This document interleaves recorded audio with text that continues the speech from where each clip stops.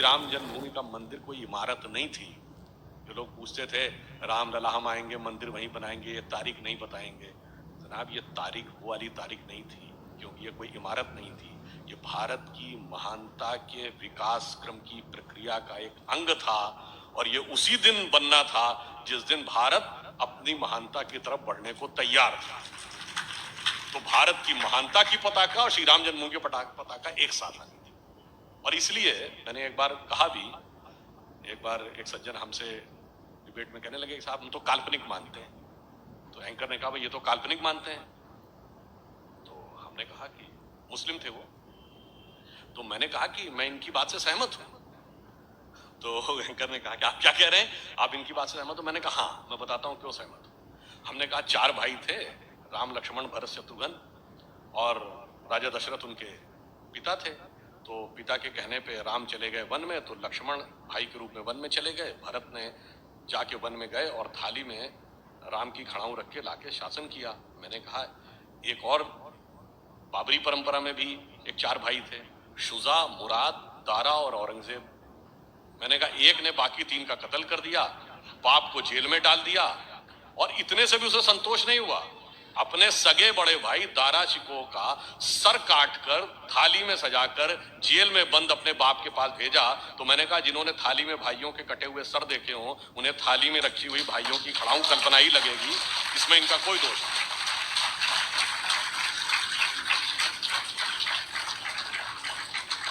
इसलिए मैंने ये कहने का प्रयास किया कि ये जो बदलाव है वो किस चीज, और मैं कहता हूं भाई आप किसी मजहब पंथ को मानने वाले हो, ये बता दो घर में क्या चाहते हो।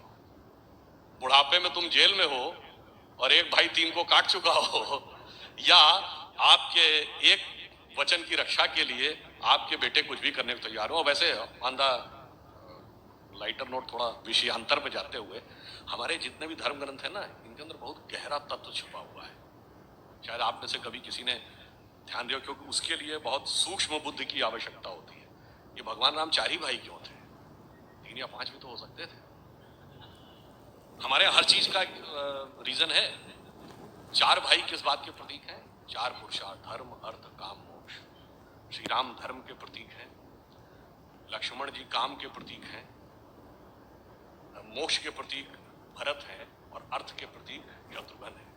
इसीलिए लक्ष्मण ही वन में क्यों गए राम के साथ?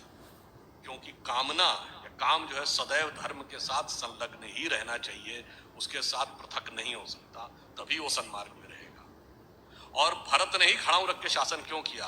क्योंकि मोक्ष प्राप्त करने के लिए अंतर की यात्रा करनी है, एक प्रतीक को भी सामने रख के आप वह यात्रा कर सकते हैं। और शत्रुघ्न अयोध्या में ही क्यों रहे? चूंकि अर्थ राजधानी से बाहर नहीं जा सकता, इसलिए वो वहीं पे रहेंगे।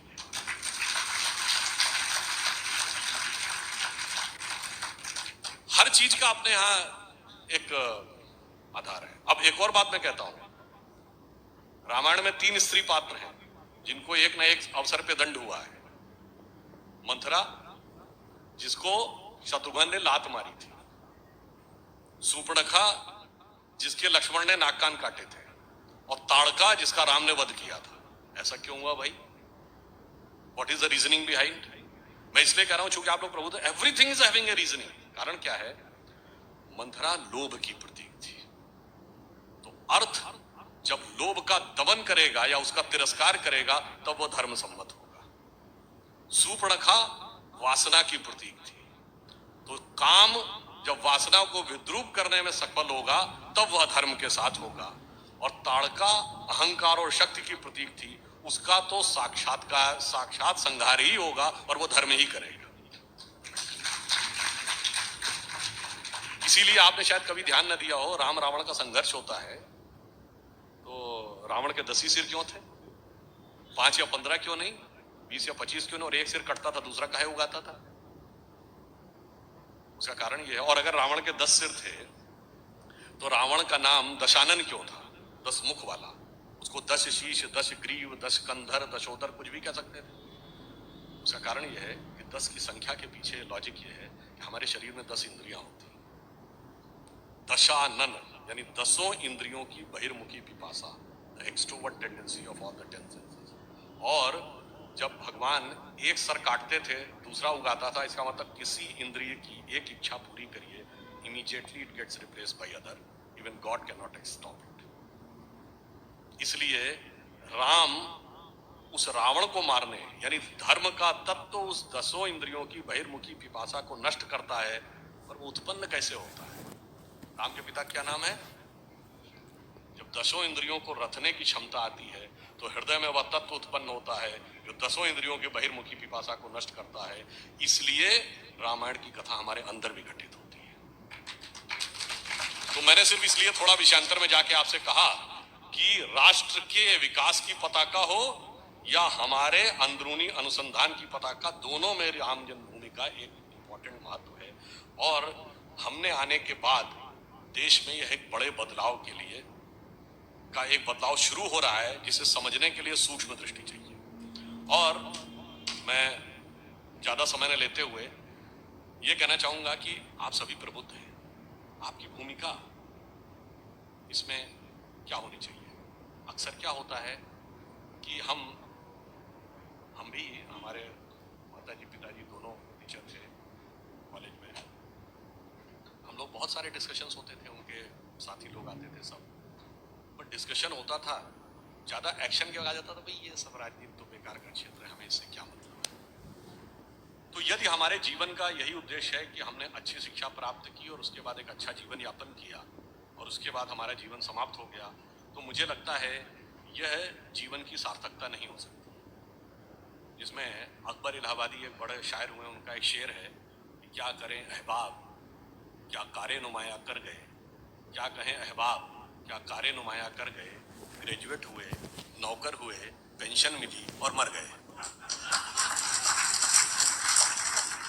तो अगर हमें आगे बढ़ना है, तो मैं जहां से मैंने प्रारंभ किया था कि प्रबुद्ध शुद्ध भारतीय, तो आपने भारतीयता को समझा, समझने की क्षमता भगवान ने आपको दी है। तो हमें आगे बढ़कर क्या करना है, यह ध्यान रखना है कि आचार्य चाणक्य ने कहा था, इस राष्ट्र को उतनी क्षति दुर्जनों की दुर्जनता से नहीं हुई है जितनी सज्जनों की निष्क्रियता से हुई है। तो सकारात्मक सक्रियता अत्यंत आवश्यक है, और वो इसलिए भी आवश्यक है क्योंकि ये सिर्फ ये कोई राजनीतिक विषय नहीं है, ये देश के अंदर बड़े परिवर्तन और एक नए भविष्य के निर्माण का विषय है। और ये भी आप बात समझिए, ये तय है, जैसा कि अभी जो संचालक महोदय थे उन्होंने एक बात बताई थी, तो मैंने उस बात को रिपीट किए दे रहा हूं जो आपने कहा था। क्यों तय है ये? एक जमाने में इंडिया वर्ल्ड का पावर सेंटर था, 2500 साल पहले जब हमारा डिक्लाइन शुरू हुआ तो पावर सेंटर किधर शिफ्ट हो गया? इंडिया के बाद किंग डेरियस ऑफ पर्शिया, आज का ईरान, वेस्ट की तरफ शिफ्ट हो गया।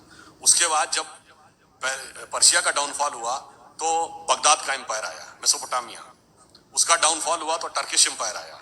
जब टर्किश एम्पायर का डाउनफॉल हुआ तो रोमन एम्पायर आया। यानी देखिए वेस्ट की तरफ शिफ्ट होता जा रहा है। रोमन एम्पायर का डाउनफॉल होया तो दुनिया में पुर्तगाल और स्पेन का जमाना आया। जब पुर्तगाल और स्पेन का वक्त खत्म हुआ तो ब्रिटेन और फ्रांस का जमाना आया। और जब ब्रिटिश एम्पायर डाउनफॉल हुआ तो अमेरिका का जमाना आया। अमेरिका में सबसे ज्यादा prosperous west coast, San Francisco, Los Angeles belt, फिर जापान का जमाना आया, फिर tigers of Asia Pacific, Hong Kong, Singapore, Taiwan, Macau का जमाना आया। अब चीन का जमाना है। अब अगला जमाना कहाँ है आप समझ लीजिए, इसमें किसी भी प्रकार का संशय नहीं है। अच्छा, वो जमाना लाएगा कौन, ये भी समझ लीजिए। 1 जनवरी सन 1901 जब 20वीं सदी का पहला सूरज इस धरती पे उगा तो इस देश में किसकी सरकार थी? अंग्रेज की। 1 जनवरी 1951 में इस देश में किसकी सरकार थी? कांग्रेस की। 1 जनवरी सन 2001 को जब 21वीं सदी का पहला सूरज उगा तो इस देश में किसकी सरकार थी? अटल जी के नेतृत्व में हमारी, और अगले दशक में मोदी जी के नेतृत्व में पूर्ण बहुमत। मतलब साफ है कि 19वीं सदी अंग्रेज की थी, 20वीं सदी कांग्रेस की थी, 21वीं सदी भारतीय जनता पार्टी।